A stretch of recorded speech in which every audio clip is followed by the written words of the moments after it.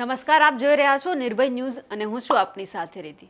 થોડા ઘણા દિવસથી ગીર સોમનાથની અંદર ડિમોલેશન થઈ રહ્યું છે અને આ ડિમોલેશન ઉપર ભાજપ અને કોંગ્રેસ વાર પ્રહાર કરી રહ્યા છે। એક પછી એક નેતાઓ છે આ ડિમોલેશન બાબતે પ્રતિક્રિયા આપી રહ્યા છે, જેમને લઈને આ બધાની અંદર મહેશ મકવાણા ઉપર પણ એક ફરિયાદ નોંધાઈ હતી।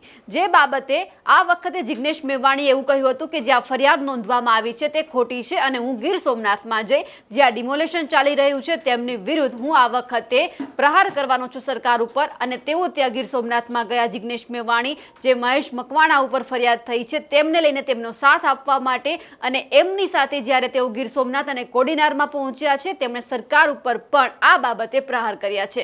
જિગ્નેશ મેવાણી શું કહી રહ્યા છે તે સાંભળી લઈએ। કોડીનારમાં મહેશ મકવાણા નહીં, એક જ માણસ લૂંટ કરે છે, એક જ। મંચ ઉપરના સૌ સન્માનનીય સાથીઓ, 108 નહીં પણ 120 ની ગતિએ બેટિંગ કરનાર મારા સાથી ધારાસભ્ય જો ને કેવા આમિર ખાન જેવા લાગે એવા ભાઈ શ્રી વિમલ ચુડાસમા, ગીર સોમનાથ કોંગ્રેસ પ્રમુખ શ્રી ભાઈ શ્રી ભારતભાઈ, જેમણે આખા સૌરાષ્ટ્રમાં રંગ રાખ્યો એવા હીરાભાઈ જોટવા, કિસાન કોંગ્રેસના મારા લડાકુ સાથી પાલભાઈ આંબલિયા, અને જેમના ભાષણ વિશે એક જ વાક્ય કહેવું પડે, કાંઈ ન ઘટે એવા લાલજીભાઈ દેસાઈ, મંચ પર ઉનાકાંડના પીડિત ભાલુભાઈ, ઓડિયન્સમાં બેઠેલા એમના દીકરા વશરામભાઈ, અને આપ સૌ સમગ્ર કોડીનાર અને ગીર સોમનાથના જુદા જુદા વિસ્તારમાંથી આવેલા યુવાન મિત્રો, વડીલો, આગેવાનો, મારી બહેનો, માતાઓ અને સર્વ સમાજના લોકો, પોલીસના મિત્રો, મીડિયાના મિત્રો અને ગુપ્તચર વિભાગના સાથીઓ, તમે પણ આ બધાનું સ્વાગત કરું છું। વોટ્સઅપમાં ગઈકાલથી 6 મેસેજ આવીને પડ્યા છે। મેસેજ નંબર 1, આ બધું જ ગીર સોમનાથ કલેક્ટર તંત્ર માટેનું લેસન છે। આ લેસન મને કોઈકે મોકલી આપ્યું છે। મેસેજ નંબર 1, તાલાલા તાલુકાના ઉમરેઠીમાં આવેલ સિંચાઈ વિભાગ ડેમમાંથી રિયોન અને જીએસએલ કંપનીને પાણી આપવામાં આવે છે। પાણી પેઠે 750 કરોડ રૂપિયાની રકમ કલેક્ટર તંત્રએ એમની પાસેથી ઉઘરાવવાની બાકી છે। તંત્રમાં પાણી નહીં હોવાના કારણે આ ઉઘરાણી કરતા નથી। મેસેજ નંબર 2, હિરણ નદીમાં કલેક્ટર તંત્રની મીઠી રહેમના કારણે એટલું ભયંકર પ્રદૂષણ ફેલાયું છે કે ગીર સોમનાથના કેટલાક મિત્રોએ એ નામદાર ગુજરાત હાઈકોર્ટમાં જાહેર હિતની અરજી દાખલ કરવી પડી। મેસેજ નંબર 3, ગીર સોમનાથ જિલ્લાના તાલાલા તાલુકાના ગીર અભયારણ્ય વિસ્તારમાં અનેક ગેરકાયદેસર ફાર્મ અને રિસોર્ટ ચાલુ છે। જિગ્નેશભાઈ, સમયની અનુકૂળતા મળીએ સરકારી તંત્રના, કલેક્ટર તંત્રના પાપ વિશે 240 પાનાની પીડીએફ તમને મોકલી આપીશ। મેસેજ નંબર 4, ગીર સોમનાથના તાલુલા નગરપાલિકાની હદમાં આવેલ ઘણા બધા કોમ્પ્લેક્સ એપાર્ટમેન્ટ બિલ્ડિંગ એ પરવાનગી વગરની ઊભી કરેલી રેસિડેન્સી છે અને તમામ જગ્યા ઉપર મોટા મોટા કોમ્પ્લેક્સ એપાર્ટમેન્ટ બિલ્ડિંગ ધમધમી રહ્યા છે। 2 વર્ષથી લગાતાર ગીર સોમનાથ જિલ્લાથી ગાંધીનગર સુધી અનેક વખત મૌખિક અને લેખિત રજૂઆતો કરવા છતાં આ મગરમચ્છોના બાંધકામ તોડવાનું પાણી એ કલેક્ટર તંત્રમાં નથી। ગીર સોમનાથ જિલ્લામાં દરેક ગામમાં ગૌચરની જમીનમાં દબાણ છે। ઘણા ગામોમાંથી ગૌચરમાં થયેલ દબાણો ખાલી કરાવવા માટે અનેક લેખોએ રજૂઆત ગીર સોમનાથ જિલ્લા કલેક્ટરને કરેલ છે, પરંતુ આજ દિન સુધી ખાલી કરવામાં આવતી નથી। અને સૂત્રાપાડા તાલુકાના લોઢવા અને પાદરુકા ગામમાંથી ગૌચરની જમીન ખાલી કરીને જીએસસીએલ કંપનીને 500 વીઘા જમીન આપી દેવામાં આવી છે. કલેક્ટર તંત્રમાં પાણી હોય તો આ પણ ખુલ્લું કરીને બતાવે. અને મેસેજ નંબર 6, ગીર સોમનાથ જિલ્લામાં ચાલતી ઘણી બધી કંપનીઓ લાઇમસ્ટોનની લીજોમાંથી ખનીજ કાઢી રહ્યા છે. ગીર સોમનાથ કલેક્ટર તંત્રમાં તાકાત હોય, એમનામાં પાણી હોય તો આ ઇકો સેન્સિટિવ ઝોન અભયારણ્ય અને સમગ્ર વિસ્તારમાં ચાલતી આ ગેરકાયદેસર ખાણ ખનીજ બંધ કરીને બતાવે. એટલું જ કહેવા માટે પાલભાઈ લાલજીભાઈ હું આવ્યા છીએ કે ગીર સોમનાથ અને ગુજરાત એ ગીર સોમનાથની અને ગુજરાતની જનતાનું છે. કલેક્ટર તારા બાપની પેઢી નથી અને તારા જેવી કંઈક 1400 સીધી કરવા જ અમારો જન્મ થયેલો છે. અને આ પાલ આંબલિયા લાલજીભાઈ અને જિગ્નેશભાઈ એ ગીર સોમનાથની માટીની સોગંદ ખાય છે કે મારામાં પ્રાણ રહ્યા ત્યાં સુધી આ વિસ્તારની અંદર જેણે પણ મહેશ મકવાણાનો વાળ વાગો કર્યો, ભૂરાભાઈનો વાળ વાગો કર્યો અને જેમણે પણ ખેડૂતોને બરબાદ કર્યા છે, તમારી છઠ્ઠીનું ધાવણ યાદ ના કરાવું ને મારું નામ પણ જિગ્નેશ લેવાય.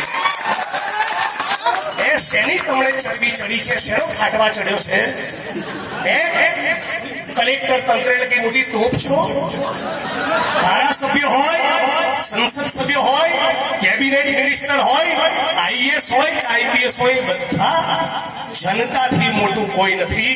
એ વાત આપણે જનતાએ સમજી લેવી પડશે.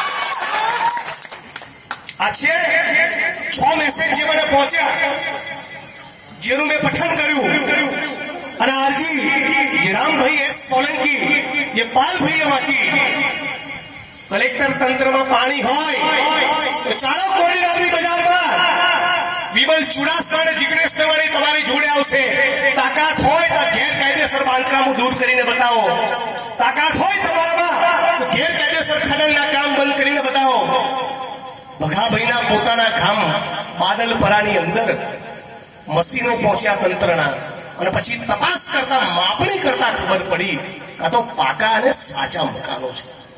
અને પછી એ મશીનો પાછળ ગયા. સાથીઓ, હું આજે ભાષણ કરીને જતો રહીશ. પાલભાઈ લાલજીભાઈ બધા મિત્રો જતા રહેશું. અહીંના કલેક્ટર એસપી બધા બદલાશે. પણ ગીર સોમનાથ અને કોડીનારનો ઇતિહાસ લખાશે ને તો એમાં ભૂરાભાઈ અને મહેશ મકવાણાનું નામ લખાશે.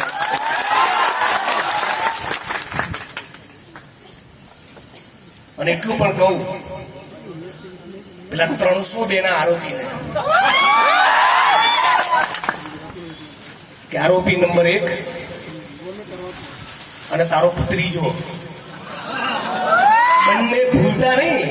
હજી સુપ્રીમ કોર્ટ ઓફ ઇન્ડિયામાં તમારી અપીલ પેન્ડિંગ છે અને એડવોકેટ આનંદ યાજ્ઞિક હમણાં થોડી વારમાં આવે છે.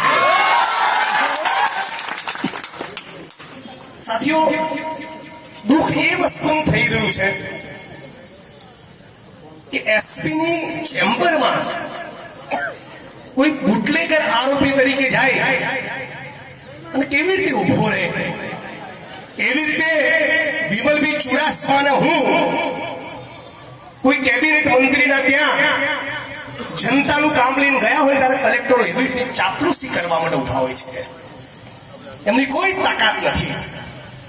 ગરીબ માણસના તમે મકાન તોડ્યા, કારડિયા રાજપૂત સમાજના તમે મકાન તોડ્યા, તમે દલિત અને મુસ્લિમ સમાજના મકાન તોડ્યા, તમે આહિર અને કોળી સમાજના મકાન તોડ્યા.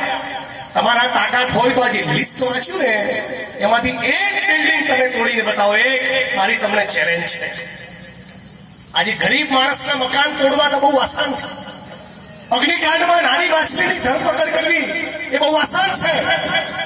પણ ભડવીર તો એને કહેવાય કોઈ કેબિનેટ મિનિસ્ટરના દીકરાનું ગેરકાયદેસર મકાન હોય અને એની પર બુલડોઝર તોડે, એની પર બુલડોઝર ફેરવે તો હું ગીર સોમનાથની ધરતીમાંથી એક કલેક્ટર અને એસપીને હું સલામ કરું કે વાહ દોસ્ત વાહ તારામાં પાણી છે. આજે આખા વિસ્તારમાં એક જ માણસનો આતંક અને આખી ગીર સોમનાથની પબ્લિકને માણસ નચાડે. આપણે બધા માણસોએ જાગવું પડશે.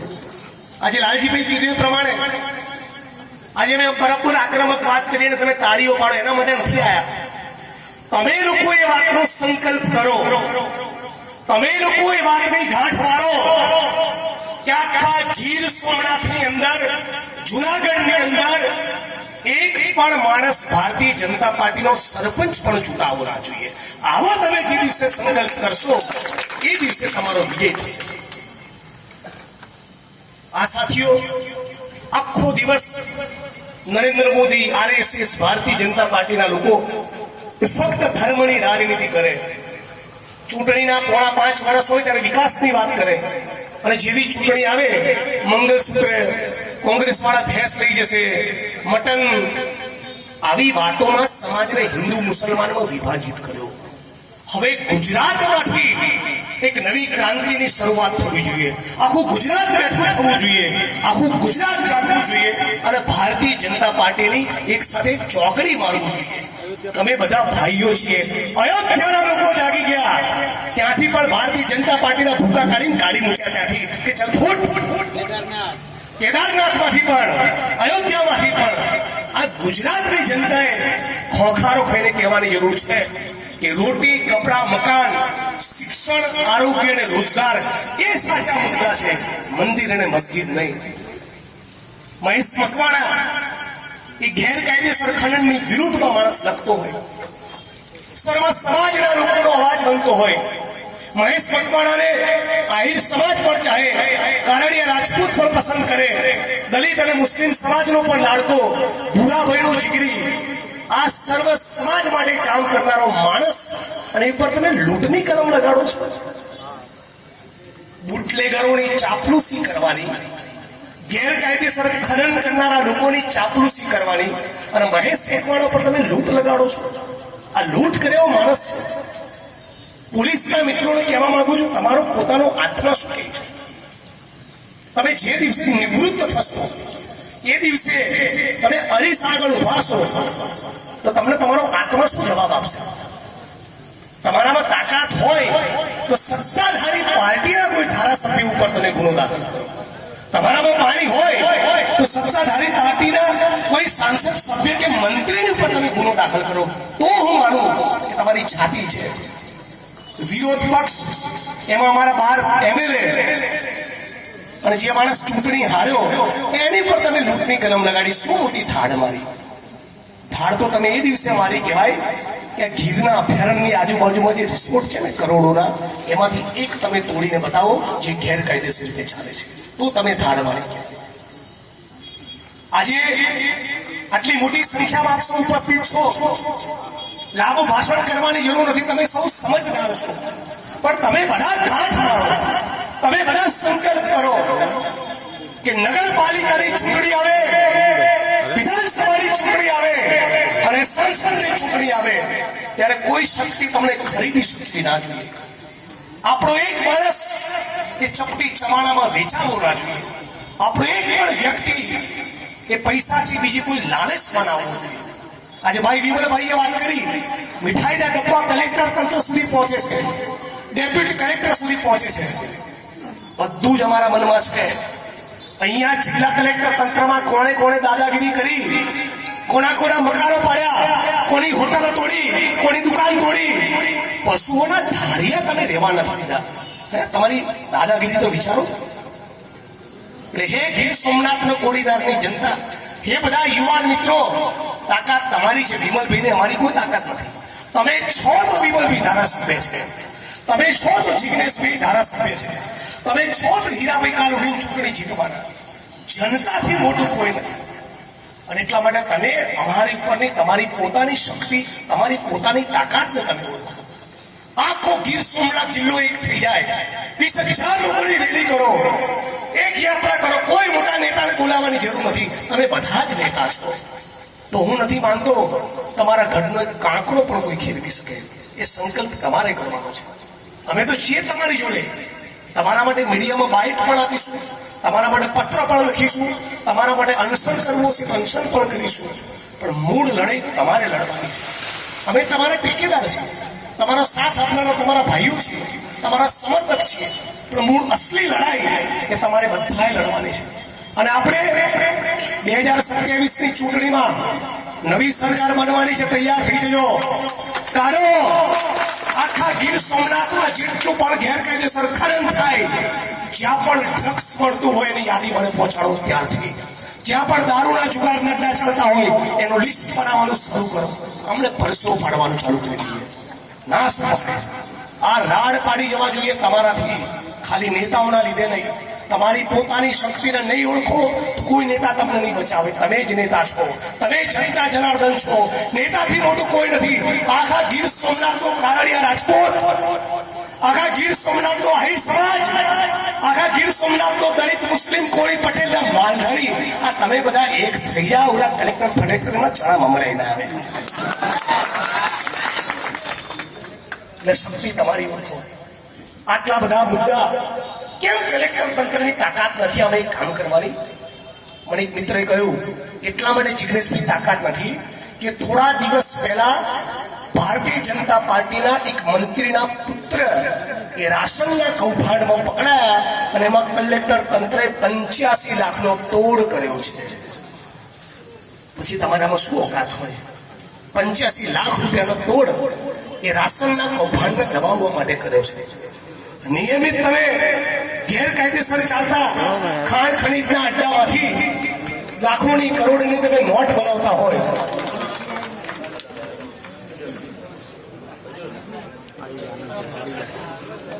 આનંદભાઈ આગળ તાલીઓથી સ્વાગત કરીએ.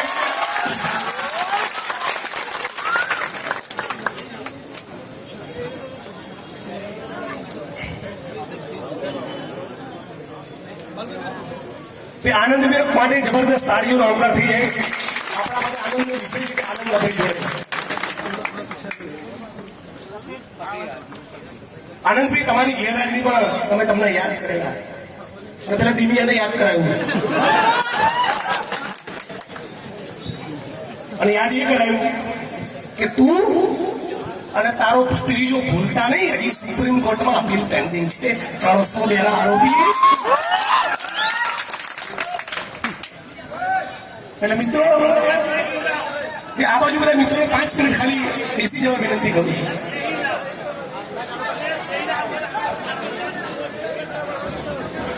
જિગ્નેશભાઈ, અમે તળપદી ભાષામાં દીનુને પપ્પી કહીએ છીએ. અમે તળપદી ભાષામાં દીનુને કહીએ છીએ પપ્પી. અને હજી સુપ્રીમ કોર્ટે એને આપે સાથ કર્યું, પપ્પી કરવાની બાકી છે. આ બાજુ મિત્રો 5 મિનિટ ખાલી બેસી જવા વિનંતી કરું. ખાલી 5 મિનિટ માટે.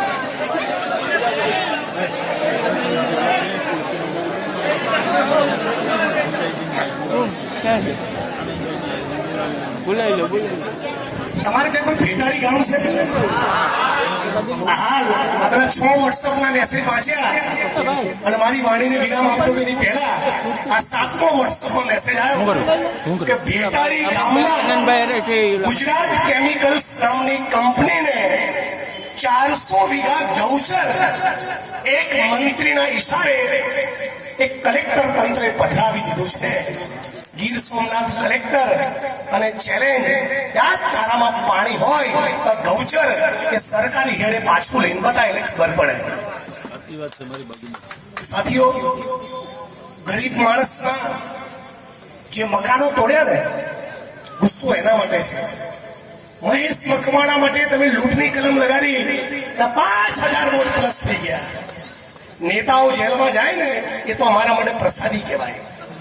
મારી આ વખતે વડગામમાં સીટ થોડી જોખમમાં મુકાઈ ગઈ હતી. હું ખૂબ હૃદયપૂર્વકનો આભાર માનું છું આસામની પોલીસ. 2500 કિલોમીટર દૂર મારી સામે એફઆઈઆર કરી અજાણો બમ ટાઈટ થઈ ગયા. મારા વડગામના લોકો 5000 વોટે જીતી ગયો.